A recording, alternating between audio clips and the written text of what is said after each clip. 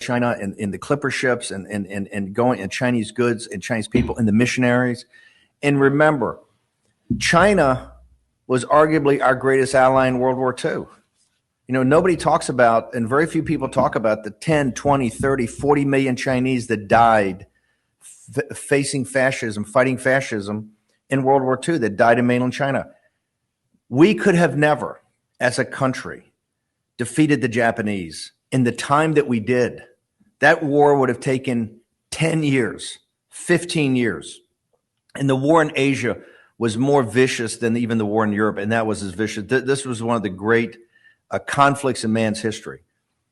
But the Chinese people's sacrifice in that war shortened that war by 5, 6, 7, 8 years, and also caused their sacrifice in blood allowed Americans to spend less blood. As much as we spent, the war in the Pacific was very, very, very bloody for the Americans.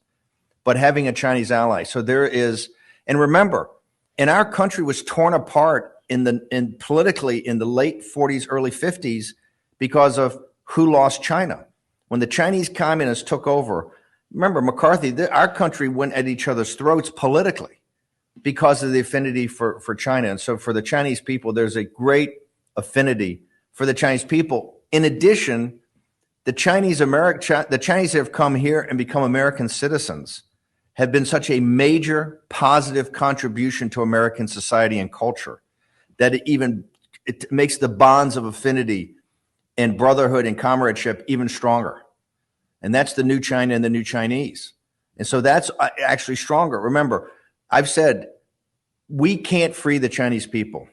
Only the Chinese people can free the Chinese people. We can assist and help them in their struggle for freedom, like the French helped the Americans back in our revolution, right? That's what we are.